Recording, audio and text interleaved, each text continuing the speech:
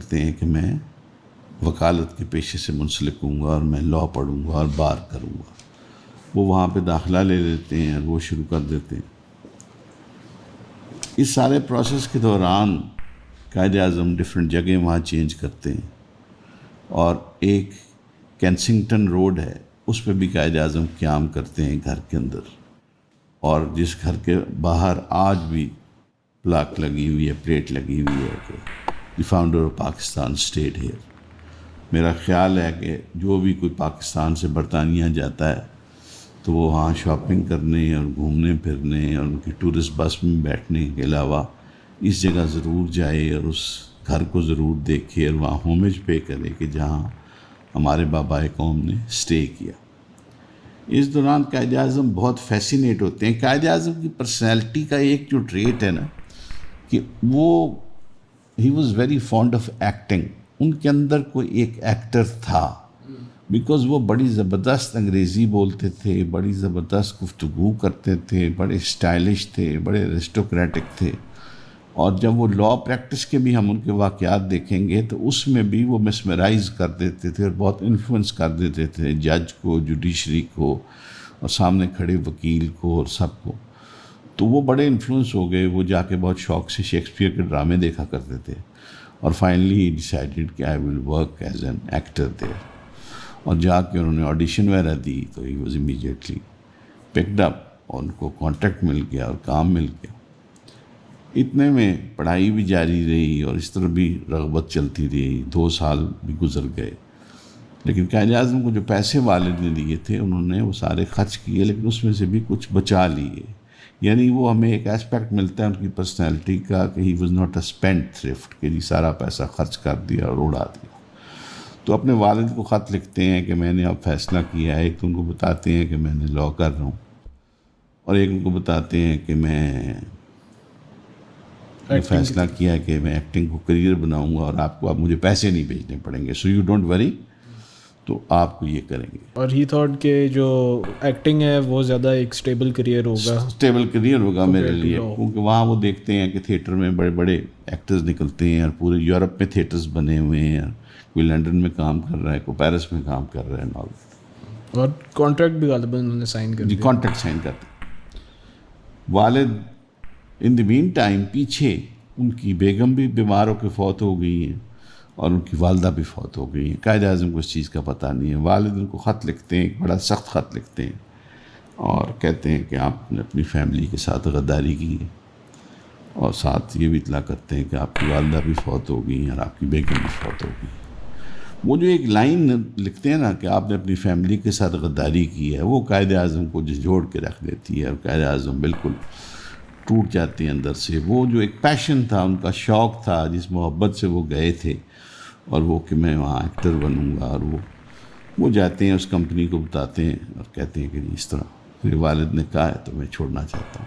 اب بیچ میں ایک کلوز ہوتا ہے کہ 3 مہینے آپ کو نوٹس دینا پڑے گا. تو قائد اعظم جو ہے کہتے ہیں ٹھیک ہے جی، میں 3 مہینے کام کروں گا اور اس کے بعد میں چھوڑ دوں گا.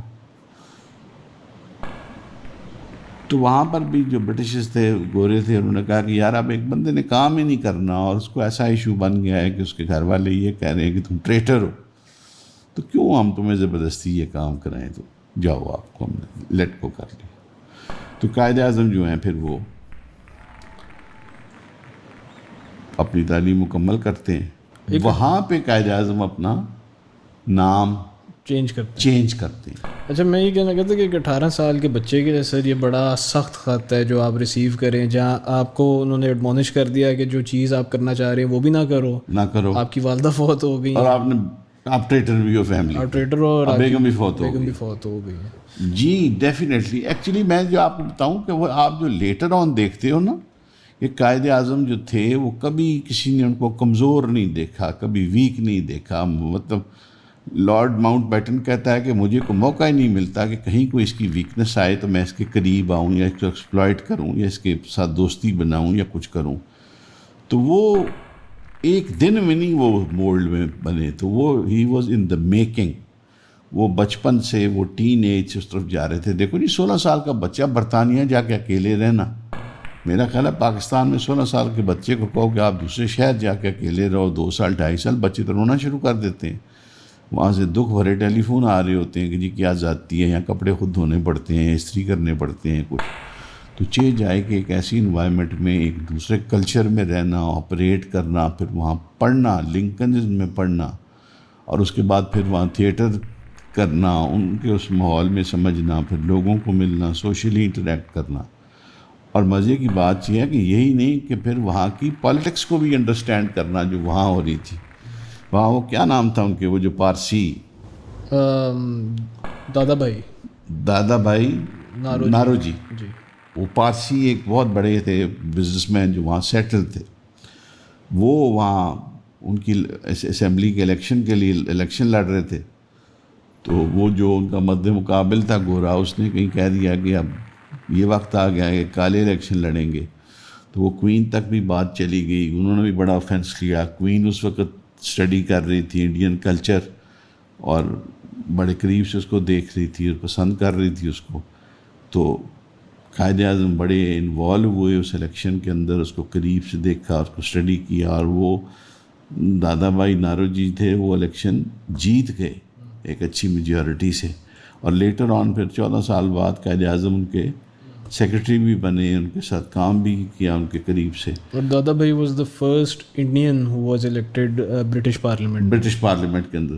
مطلب اگر آپ قائد اعظم کے 2-2.5 سال دیکھیں اس 16 سال کے بچے کو جو وہاں 18 سال کا اور 19 سال کا اور 20 سال کا ہوا، تو نہ صرف وہ ایج تھی کہ جب آپ گرو کر رہے ہوتے ہیں، آپ کا دیکھو نا، آپ 16 سے 18-19 سال میں آپ کا قد بڑا ہو رہا ہے، آپ کی داڑھی مونچھ نکل رہی ہے، آپ کے سیکس ہارمونز ڈیولپ ہو رہے ہیں، آپ پڑھائی اپنی کر رہے ہیں. پڑھائی آپ کو کسی اسکول کالج میں آپ لنکنز میں پڑھ رہے ہیں، ساتھ ہی آپ تھیٹر بھی کر رہے ہیں.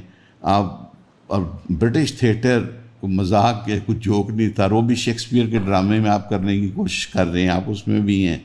بیچ میں آپ پولیٹیکل سسٹم کو بھی انڈرسٹینڈ کر رہے ہیں، آپ سوشلائز بھی کر رہے ہیں.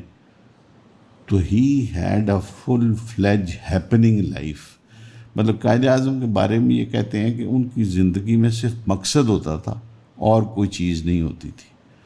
تو یہ وہ سارا کچھ مکمل کر کے وہ پھر واپس کراچی آ گئے. لیکن کراچی جب وہ واپس آئے تو ان دی مین ٹائم ان کو ڈسکور ہوا کہ ان کے والد کا کاروبار جو ہے وہ کچھ منی مارکیٹ کے اندر تھے، کچھ پیسے کے لین دین میں ان کو بہت سارے نقصانات ہو گئے. کوئی اس زمانے میں کرنسی کی کوئی ٹریڈنگ وغیرہ میں کوئی برٹش پاؤنڈ اوپر نیچے ہوا، کوئی فلکچویشن ہوئی، ان کو بہت نقصانات ہو گئے. تو ان کو نقصان ہو گیا. قائد اعظم جو تھے وہ بامبے چلے گئے. یعنی جب وہ واپس آتے ہیں تو